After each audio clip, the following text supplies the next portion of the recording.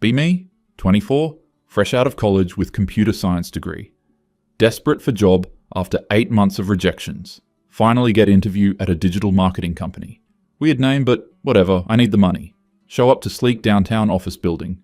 Receptionist looks shocked when I walk in. Are you here for the janitor position? Tell her I'm here for the software developer interview. She makes several phone calls, whispering frantically. Eventually get called up to 15th floor. Elevator doors open to reveal what can only be described as a feminist fever dream. Walls covered in motivational posters with slogans like "Smash the patriarchy" and "Women don't need to be nice." Every single employee is female. I mean, every single one. They all stop talking and stare at me like I just walked into a women's bathroom. Awkward silence for what feels like 10 minutes. Finally, a woman in her 40s approaches. You must be Brian? She says my name like it's a dirty word. Get led to conference room for interview. Interviewer is Rebecca, the CEO. Short purple hair, nose ring, wearing a "Nevertheless She Persisted" t-shirt. Starts interview by asking if I'm comfortable working in a female-dominated environment. Obviously say yes, because I need this job. She asks if I've ever been accused of sexual harassment.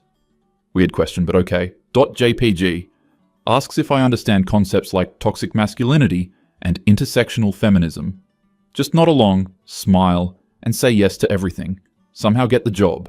First day arrives. Wear my best business casual outfit, immediately get pulled aside by HR lady named Jessica. We need to discuss the dress code. Apparently my khakis and button-down shirt are intimidating and project masculine dominance. What? She hands me a pamphlet titled "Dressing for Equality in the Workplace." Suggests I wear softer colors and less structured clothing. Ask if there's a company uniform. Oh no, we don't believe in forcing conformity on women.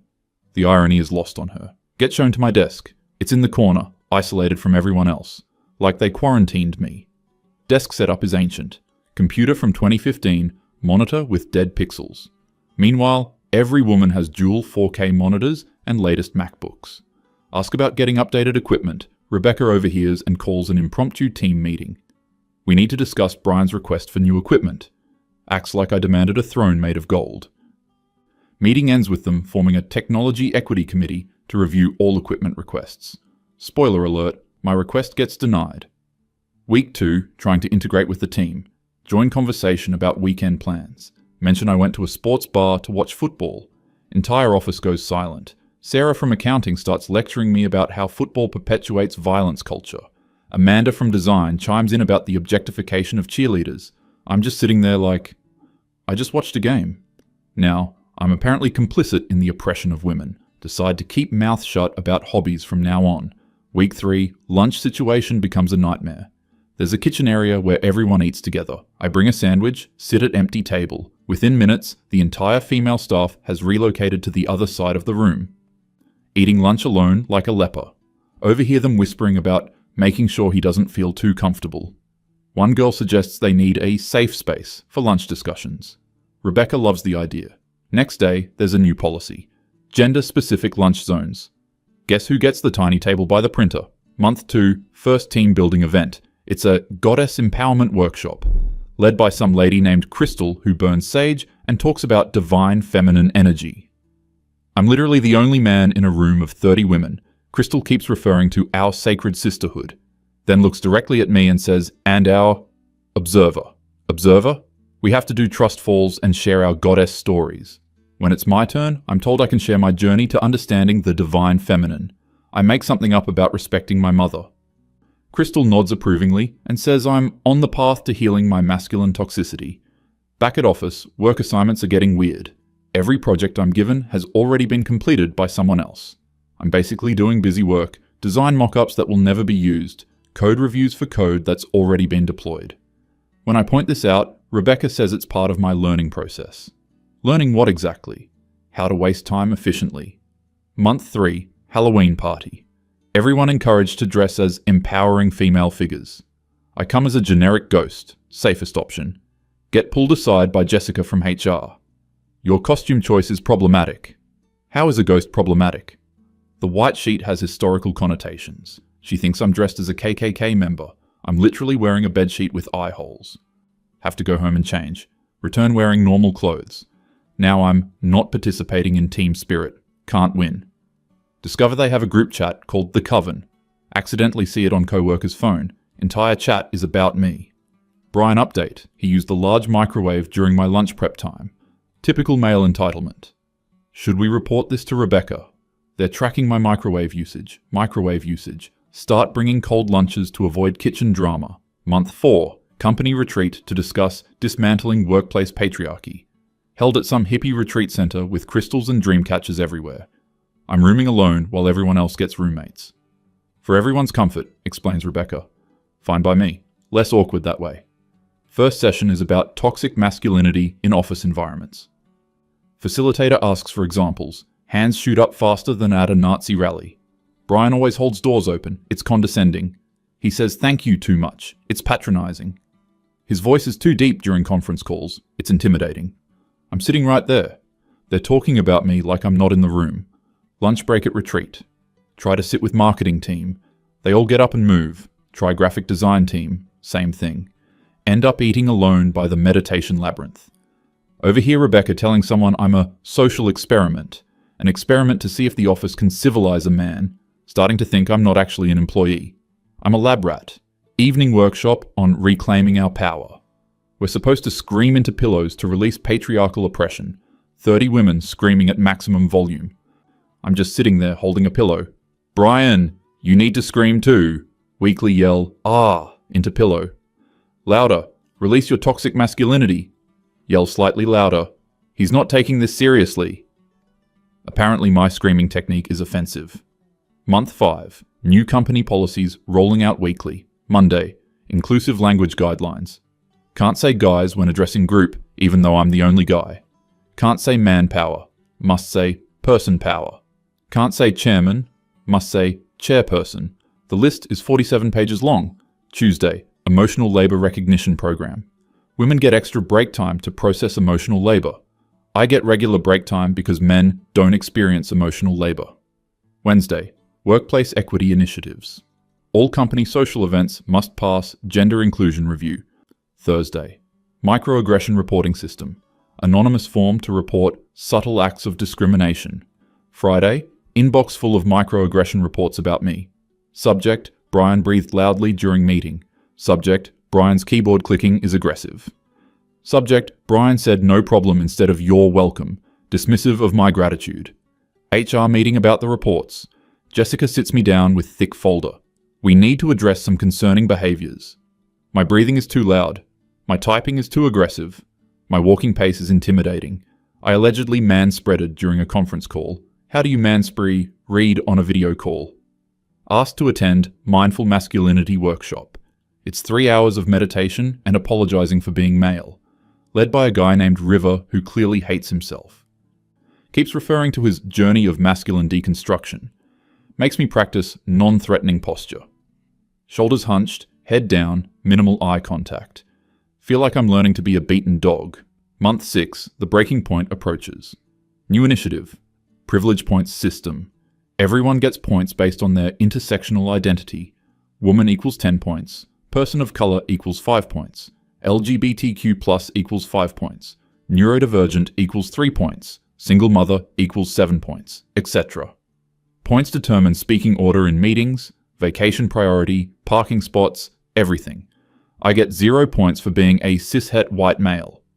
Actually, I get negative points, -5, for being the oppressor class. This is a real system they implement with spreadsheets and everything.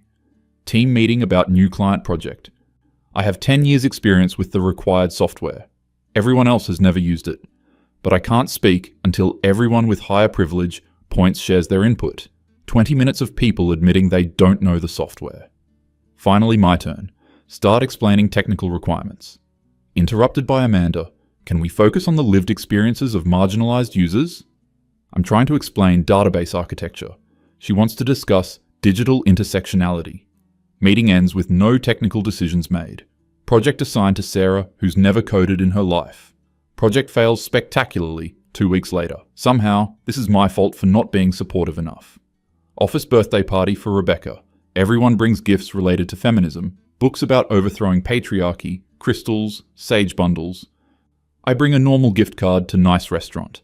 Rebecca opens it in front of everyone. This is very traditional. Says it like I gave her anthrax. Did you consider that fancy restaurants often perpetuate classist dining culture? It's a gift card to Olive Garden. Olive Garden. Apparently unlimited breadsticks are a symbol of capitalist excess. Week later, mandatory allyship training session. Facilitator explains the pyramid of allyship. Level 1. Acknowledge your privilege. I'm here. Level 2. Listen and learn. Apparently I'm not here yet. Level 3. Amplify marginalized voices. Definitely not here. Level 4. Take action against oppression. Nowhere close. Level 5. True ally status. Impossible for someone like me. According to this pyramid, I can never actually be an ally. I can only aspire to be slightly less terrible. The session ends with everyone except me getting ally appreciation certificates. I get a participation trophy. Discover the office has a secret rating system for my daily behavior. Whiteboard in break room has categories. Brian masculinity meter. Green equals appropriately humble. Yellow equals potentially problematic. Red equals toxic masculinity detected. They rate my interactions throughout the day. Held door for someone equals yellow. Paternalistic. Offered to carry heavy box equals red. Assumes women are weak. Said good morning cheerfully equals yellow. Forced positivity. Said good morning neutrally equals yellow. Cold and distant. Didn't say good morning equals red. Hostile workplace behavior. There is literally no way to get green. Monthly growth and accountability meeting. It's just me being criticized for an hour. This month's theme, space and presence. Apparently I take up too much space. Not physically, emotionally. My male energy is overwhelming the feminine workspace. Asked to practice space minimization techniques. Speak softer. Move slower. Apologize before expressing any opinion. Avoid dominance postures. Standing straight, making eye contact, existing confidently. Rebecca suggests I might benefit from voluntary silence days. Days where I don't speak unless directly asked a question. Agree because I'm dead inside at this point. Silence day experiment begins. First day, don't speak unless asked direct question. Meeting about website redesign. Sit quietly while they discuss technical impossibilities. Want to suggest proper database structure. Can't speak unless asked. They decide to store everything in Excel files on shared drive. My eye starts twitching. End of meeting. Rebecca asks how I feel about the plan. It sounds interesting. Safest possible response. She nods approvingly. Much better energy today, Brian. Week of silence days turns into voluntary week of silence. Then 2 weeks. Now they expect me to only speak when absolutely necessary. Become expert at nodding and looking thoughtful. Project meetings are torture. Watch them make decisions that will definitely fail. Can't warn them without seeming mansplaining. 3 projects fail in 2 weeks. Somehow, still my fault for not being proactive enough. Can't win, even when I'm literally silent. Company newsletter features article, Our Journey Toward True Inclusivity. Written by Rebecca. Describes my hiring as brave experiment in workplace rehabilitation. We took a chance on reforming a traditional male mindset. While progress has been slow, we remain committed to his growth. I'm a charity case. Worse, I'm a failed charity case. Newsletter includes before and after photos of me. Before, confident and intimidating. Photo of me smiling on first day. After, humble and aware. Photo of me looking dead inside during meeting. Breaking point arrives during Women's History Month celebration. Office decorated with posters of famous women. Catered lunch with speakers about female empowerment. I'm assigned to setup and cleanup crew. Only male, obviously. Spend morning moving tables and chairs. During lunch, have to stand in back because all seats reserved for those celebrating their heritage. Speaker talks about allies who know their place. Makes eye contact with me. True allies don't center themselves in women's spaces. They support from the sidelines without expecting recognition. Basically describing an unpaid servant. Everyone turns to look at me and applaud. I'm applauding my own humiliation. After lunch, cleanup time. Moving tables back while everyone else returns to work. Rebecca approaches with photographer. Can we get a photo of you cleaning up? For our social media, shows our commitment to male allyship. Want to refuse but need this job. Photo of me taking out trash while everyone watches. Caption on company Instagram. Even our male colleagues understand their role in uplifting women. Hashtag allyship goals, hashtag male accountability. 2,000 likes. I'm a viral symbol of male submission. That evening, see my photo shared on feminist Facebook groups. Finally, a man who knows his place. This is how all men should behave in women's spaces. Look how happy he is to serve. This is growth. I look absolutely miserable in the photo. Apparently misery reads as happiness to them. Start getting friend requests from random feminists who want to learn from my journey. Final straw comes during Toxic Masculinity Awareness Week. I'm asked to give presentation about my rehabilitation process to other companies interested in reforming male employees. PowerPoint title, From Oppressor to Ally, One Man's Journey. Have to stand in front of 50 business people and describe my toxic behaviors. Apparently wanting to contribute technical expertise was centering myself. Trying to participate in conversations was dominating space. Existing comfortably was perpetuating privilege. Q&A session is 30 minutes of people asking how they can break their male employees' spirits more efficiently. One woman asks if they've considered voluntary salary reduction as privilege acknowledgement. Rebecca's eyes light up. That's brilliant. Brian, would you be interested in pioneering our privilege tax program? Drive home that night questioning everything. Call my mum crying for first time since middle school. Explain the whole situation. She listens quietly, then explodes. Brian, what the hell is wrong with you? Get out of there before you need therapy. This is abuse. But I need the job. But the job market is terrible. But maybe I really am problematic. Maybe I do need to be fixed. Maybe this is normal, and I'm just not enlightened enough. Mum threatens to drive down and have words with Rebecca. Talk her out of it, but she makes me promise to start job hunting. Next morning, arrive at office to find my desk moved again. Now, in supply closet. Spatial reorganization for better energy flow, explains Jessica. My masculine energy was disrupting the collaborative feminine workspace. Supply closet has no windows, barely fits desk and chair.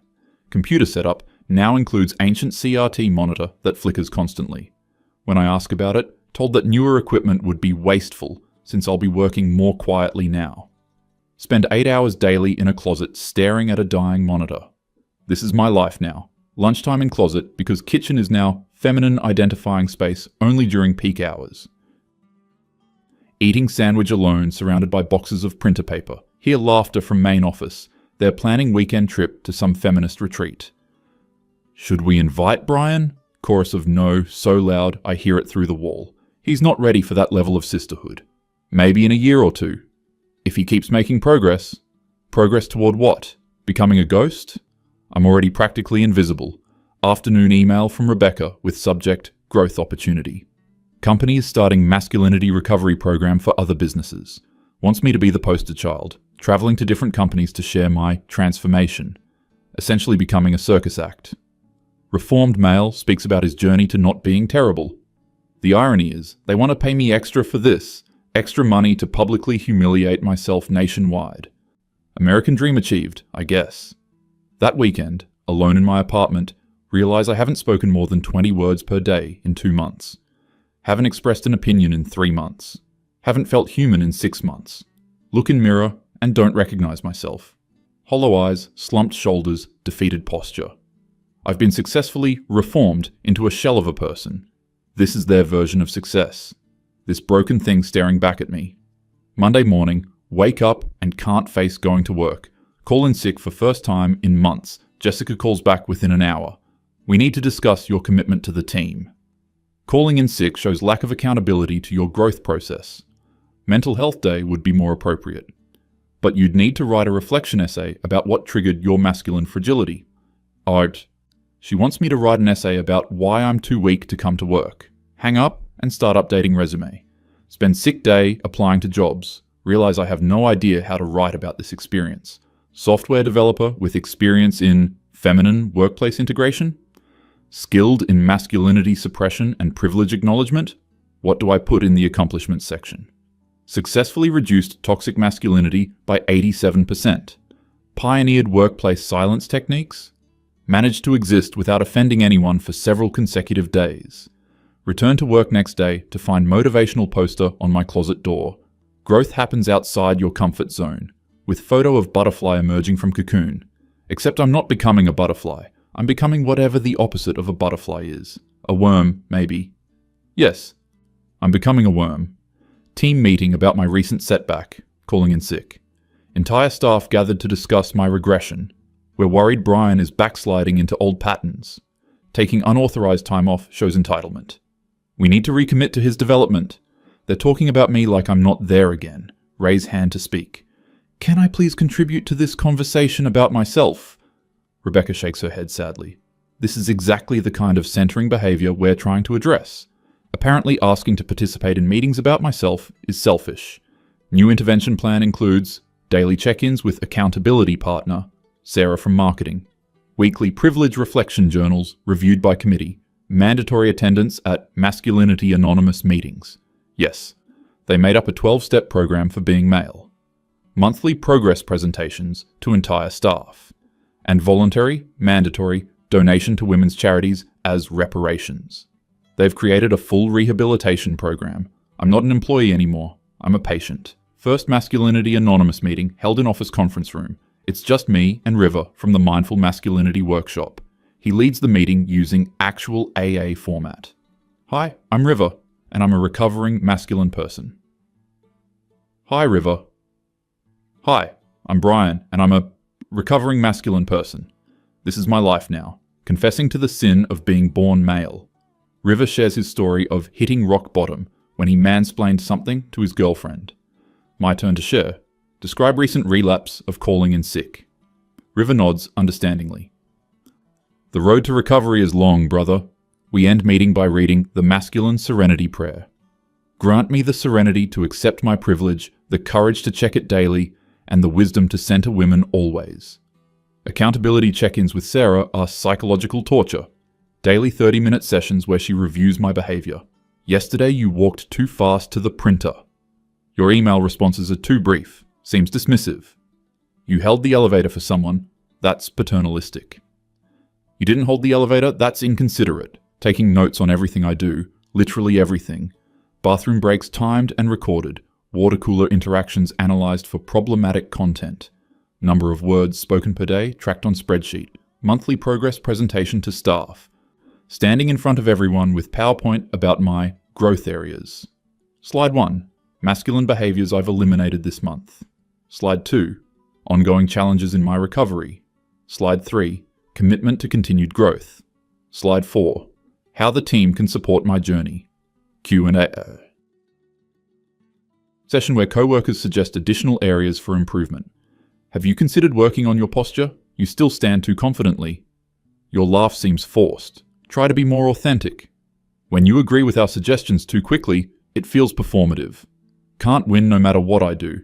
Privilege Reflection Journal becomes exercise in creative writing. Daily entries about newly discovered ways I'm problematic. Monday. Realized my coffee preference, black, might be subconsciously racist. Tuesday.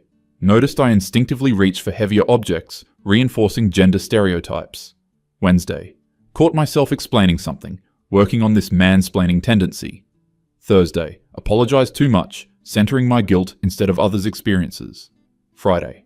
Didn't apologize enough, showing lack of accountability. Journal reviewed by committee who grade my insight level. Failing at self-reflection apparently, 3 more companies hire Rebecca as consultant for their male employee reformation programs. I'm scheduled to visit all 3 as success story. First presentation is at tech startup downtown. Room full of male employees looking terrified. Their female co-workers taking notes like they're studying for final exam. Give presentation about my journey from toxic to tolerable. Q&A is mostly women asking how to implement similar programs. One guy raises hand. Is this legal? Rebecca fields the question. We prefer to think of it as cultural evolution. Guy looks like he wants to run. Second presentation at marketing firm. Title on agenda. Masculinity detox, a case study. Realize I'm not a person to them. I'm a case study. A before and after example. A cautionary tale. A science experiment. Anything except a human being with thoughts and feelings. During presentation, feel like I'm eulogizing my former self. The old Brian was confident, outspoken, and engaged. We recognize now how harmful these traits were. Audience nods approvingly. I'm giving my own funeral speech. Third presentation goes completely off rails. Middle of describing my privilege acknowledgement process. Suddenly, can't remember why I'm doing this. Stop mid-sentence and look around room. 50 people staring at me expectantly. Rebecca gesturing for me to continue. Mind goes completely blank. Stand there in silence for what feels like hours. Finally mumble, "I think I need some air," and walk out. First time I've left a room without permission in months. Feels like escaping prison. Sit in parking garage having full breakdown. 6 months of systematic psychological conditioning finally hitting me. They didn't just want to change my behavior. They wanted to change who I am fundamentally. And it worked. I don't know who I am anymore. Can't remember what my opinions used to be. Can't remember what I enjoyed. Can't remember feeling confident about anything. Successfully converted into whatever they wanted me to be. Empty shell that apologizes for existing. Rebecca finds me in parking garage. "Brian, what's going on? You were doing so well." Look at her and finally ask the question that's been building for months. "What do you actually want from me?" She sits down next to me on concrete barrier. "We want you to be your best self." What if this isn't my best self? What if my best self is confident and outspoken? What if I was fine the way I was? Long pause. "Brian, that kind of thinking is exactly why you need continued work." She's not even hearing me. I'm describing psychological damage and she's calling it resistance to treatment. Return to office, an announcement is waiting. Company has won Innovative Workplace Diversity Award, specifically for their groundbreaking male employee integration program. Trophy sitting on reception desk. My photo is featured prominently in award materials. I'm the poster child for male subjugation, and they're proud of it. Celebration party planned for Friday. I'm expected to give speech about honor of being their test subject. Spend rest of week writing resignation letter. Draft after draft, can't find right words. How do you explain that your job slowly erased your personality? How do you describe systematic psychological conditioning in professional language? How do you resign from cult disguised as workplace? Finally settle on simple version. Effective immediately, I am resigning from my position. Thank you for the learning opportunity. Even my resignation letter sounds like I've been brainwashed. Friday morning, award celebration day. Arrive at office to see congratulations team banner. Catered breakfast, flowers everywhere. Local news crew setting up. They're doing interviews about their revolutionary approach to workplace equality. Reporter wants to interview me as the transformed employee. This is it, moment of truth. I can give them what they want and continue living as broken shell. Or I can remember who I used to be. News interview starts. "So Brian, tell us about your transformation." Look directly into camera. Think about my mum's advice. Think about the man I was 6 months ago. Think about what I want my life to look like. "Actually, I have an announcement. Pull resignation letter from pocket. I'm resigning effective immediately." Rebecca's face goes white. "This company systematically destroyed my self-confidence and called it growth. They isolated me, humiliated me, and convinced me it was for my own good. This isn't workplace equality. It's psychological abuse." Chaos erupts. Rebecca tries to grab microphone. "He's having an episode. This is what regression looks like." News crew keeps filming. Co-workers gathering around looking shocked. For first time in months, I speak loudly and clearly. I was hired as software developer and turned into performance art. They didn't want to include me, they wanted to break me. And they succeeded. But I'm done being your experiment. Walk out, without looking back. First time I've had final word in conversation since starting this job. Spend weekend in complete silence. Not imposed silence, chosen silence. Trying to remember who I am. Slowly start recognizing my own thoughts again. Opinions that aren't filtered through shame. Preferences that aren't apologized for. Confidence that isn't labeled as toxicity. It's like recovering from amnesia. Pieces of my personality slowly coming back.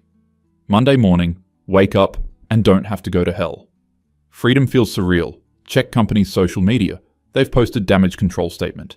Former employee having difficulty with growth process. Sometimes individuals aren't ready for progressive workplace culture. We wish him well on his continued journey. Even in their damage control, they're condescending. But I don't care anymore. Their opinion of me is no longer relevant. News story about my resignation goes viral. Split response as expected. Half the comments supporting me. Finally, someone spoke out about this insanity. This is what actual workplace harassment looks like. These companies have lost their minds. Other half attacking me. Typical male fragility. Can't handle being held accountable. This is why we need more programs like this. But for first time in months, I can read criticism without automatically believing it. Job hunting round 2 is different experience. Interview at normal tech company. Manager is regular guy named Dave. Asks about technical skills, project experience, normal stuff. No questions about toxic masculinity, no privilege assessments, no personality reformation requirements. Just wants to know if I can do the job. Revolutionary concept apparently. Get offer within a week. Final twist. 3 months later, get call from employment lawyer. Turns out several other men had similar experiences at progressive companies. Class action lawsuit being filed. This company was just the worst example of a growing trend. Companies using social justice language to justify workplace abuse. My news interview helped other victims come forward. Suddenly, I'm not crazy, I'm not weak, I'm not the problem. I was victim of systematic harassment disguised as enlightenment. 1 year later, doing much better. Working at normal company with normal people. Remembered how to have opinions without apologizing. Remembered how to speak up in meetings. Remembered how to exist without constant shame. Still working on undoing psychological damage. Therapy helps, but takes time to unlearn months of conditioning. Some days still catch myself overanalyzing every interaction, but getting better. Epilogue. The organization disbanded after lawsuit. Rebecca started consulting business helping companies manage difficult transitions. Still doesn't understand what she did wrong. Several other similar companies quietly changed their policies. Apparently bad publicity makes them reconsider psychological torture programs. Who would have thought? Lessons learned. Workplace equality doesn't mean employee psychological destruction. Being male doesn't require constant apology. Confidence isn't toxicity. Participation isn't dominance. Having opinions isn't oppression. Most importantly, if job makes you hate yourself, it's not you that's the problem. Took 6 months to learn that lesson, but worth learning. To any anons in similar situations, trust your instincts. Document everything. Talk to people outside the situation. Remember who you are. No job is worth losing yourself. There are normal workplaces with normal people. You don't have to accept psychological abuse as progressive enlightenment. You're not the problem. They are.